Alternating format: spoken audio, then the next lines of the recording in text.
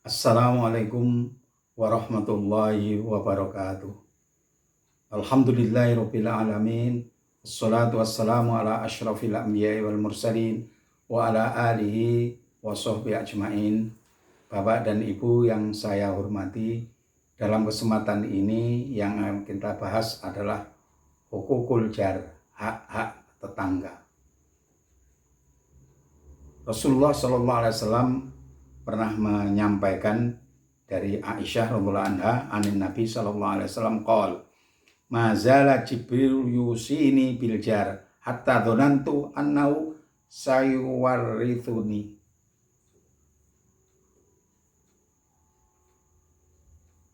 Jibril senantiasa mewasiatkan kepadaku agar aku berbuat baik kepada tetangga, hingga aku menyangka bahwa tetangga itu akan mendapatkan warisan. Hadis diriwayatkan oleh 4 perawi hadis. Hatta dzanantu annahu sayuwarithuhu, hingga aku menyangka bahwa tetangga itu akan mendapatkan warisan. Padahal tetangga itu tidak mendapatkan warisan. Ini menunjukkan bahwa hendaklah kita berbuat baik kepada tetangga. Sebab tetangga itulah yang akan menolong kita manakala kita kesusahan. Dan merekalah orang yang pertama kali tahu dibandingkan dengan keluarga kita yang tidak bertetangga dengan kita. Maka Jibril tadi wanti-wanti kepada Rasulullah SAW agar berbuat baik kepada tetangga. Di dalam hadis yang lain, Aisyah berkata, "Ya Rasulullah, innali jaraini, saya sungguhnya mempunyai 2 tetangga. Fa ila ayyihima uhdi, kepada yang mana di antara keduanya itu yang aku kasih hadiah? Manakala aku berikan hadiah, hadiahnya hanya satu, mana yang aku utamakan?" Qala ila aqrabihima minka baban, berikanlah tetanggamu yang paling dekat dengan pintumu. Artinya tetangga yang lebih dekat itulah yang berhak untuk mendapatkan hadiah manakala hadiahnya cuma satu. Jadi diprioritaskan tetangga yang paling dekat. Itu yang diajarkan Rasulullah SAW kepada Aisyah ketika Aisyah bertanya kepadanya. Hadis diriwayatkan oleh Bukhari, Abu Daud, dan lafadznya dari Abu Daud.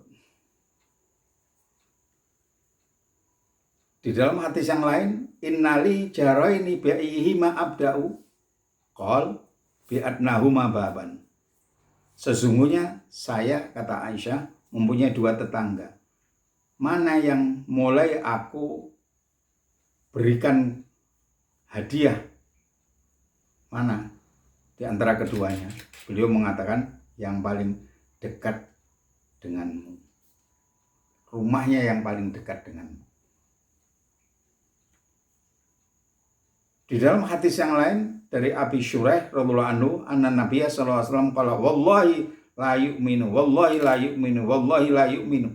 Demi Allah tidak beriman, demi Allah tidak beriman, demi Allah tidak beriman. Kila, ditanyakan, man ya Rasulullah, siapakah yang tidak beriman itu wahai Rasulullah? Qal, beliau menjawab, alladzi la ya'manu jaruhu bawa'iqahu. Orang yang tidak beriman itu adalah orang yang tetangganya itu tidak aman dari kejahatannya. Hadis diriwayatkan oleh Bukhari dan Muslim. Sedangkan lafadz Muslim, la yadkhulul jannata man la ya'manu jaruhu bawa'iqahu. Tidak akan masuk surga orang yang tetangganya itu tidak aman dari kejahatannya. Ma'asyiral muslimin rahimakumullah, ini menunjukkan bahwa orang bertetangga itu harus saling menghormati. Jangan sampai menyakiti hati tetangga, baik dengan sikap, perbuatan maupun ucapan kita. Jangan sampai menyakiti tetangga kita. Karena Tadi Rasulullah SAW menyatakan tidak masuk surga, tidak beriman. Demi Allah tidak beriman, demi Allah tidak beriman. Sampai 3 kali beliau mengatakan. Lalu ditanyakan, siapa yang tidak beriman itu, wahai Rasulullah? Yakni orang yang tetangganya itu tidak selamat dari kejahatannya, dari omongannya yang menyakitkan, dari sikapnya yang menyakitkan, dari perbuatannya yang menyakitkan.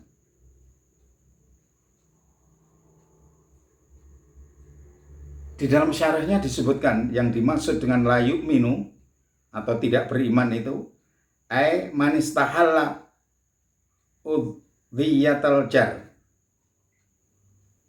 yakni orang yang menghalalkan memperlakukan jelek terhadap tetangga itulah yang tidak beriman. Atau hadza lizajri, ini hanya untuk ancaman saja. Atau la yu'minu imanan kamilan, yakni orang tidak beriman dengan iman yang sempurna. Siapa? Orang yang tetangganya itu tidak aman dari kejahatannya. Oleh sebab itu, wanti-wanti Rasulullah SAW mengatakan, wallahi la yu'minu, wallahi la yu'minu, wallahi la yu'minu. Ketika ditanyakan siapa yang tidak beriman itu? Yang tidak beriman itu adalah orang yang selalu menyakiti tetangganya. Orang yang tetangganya itu tidak aman terhadap perbuatannya. Apa saja? Apakah tidak aman karena perbuatannya? Umpamanya, biasanya kalau di desa itu batas pekarangan itu dikasih batas itu, kadang-kadang dicabut, kemudian dirubah. Atau kalau di sawah itu, pematang itu kemudian dicangkul sehingga tipis, terus kemudian masuk ke tanah tetangganya. Dengan sengaja dilakukan seperti itu. Ini berarti orang ini melakukan kejahatan kepada tetangganya, baik tetangga rumahnya atau bertetangga sawahnya, ladangnya. Maka Rasulullah SAW menyatakan seperti itu dengan keras sampai 3 kali, demi Allah tidak beriman, demi Allah tidak beriman, demi Allah tidak beriman. Siapa itu tadi? Orang yang melakukan kejahatan terhadap tetangganya. Atau kejahatan-kejahatan yang lain. Umpamanya selalu menggunjing tetangganya dengan gunjingan-gunjingan yang tidak dibenarkan di dalam agama. Dan ini berarti menyakiti tetangga. Padahal tidak boleh. Ikramud jar, menghormati tetangga itu adalah ajaran Islam. Karena orang yang paling tahu tentang keadaan kita, yang pertama kali menolong manakala kita mendapatkan musibah adalah tetangga kita. Dan di dalam hadis yang lain dari Abi Dzar radhiyallahu anhu qala li Rasulullah sallallahu alaihi wasallam, Abu Dzar bercerita, suatu ketika Rasulullah sallallahu alaihi wasallam berkata kepada saya, kepada Abu Dzar, idza tabakhta maraqatan fa'akthir ma'aha wa ta'ahad jironaka.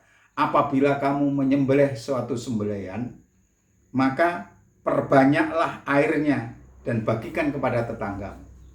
Artinya menyembelih ayam umpamanya hanya satu, kemudian ada tetangganya yang tahu, maka perbanyak airnya. Kemudian tetangganya hendaklah dikasih, walaupun daging dengan air. Tetapi hendaklah tetangganya itu dikasih manakala seseorang itu jelas-jelas dia menyembelih suatu sembelihan. Hadis ini diriwayatkan oleh Muslim. Bahkan di dalam hadis yang lain, bagaimana kalau tetangganya itu non-Muslim? Itu tetap saja dikasih.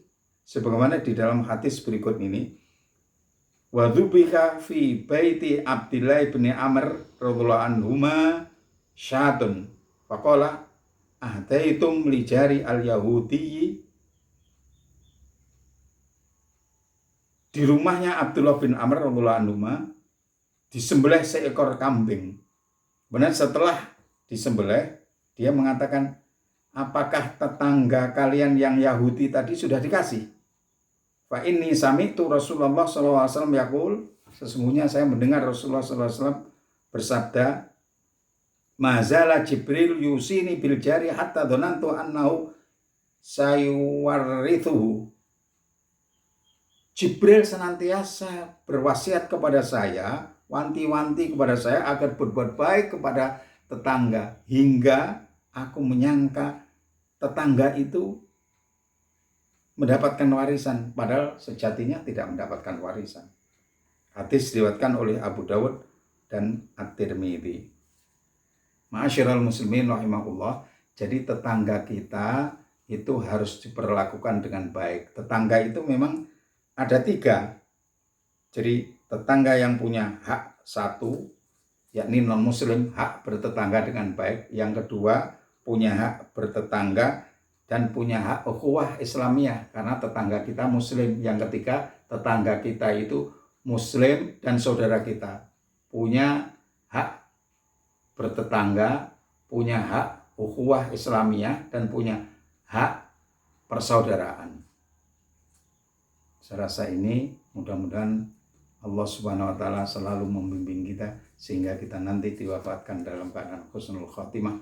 Amin ya rabbal alamin. Wassalamualaikum warahmatullahi wabarakatuh.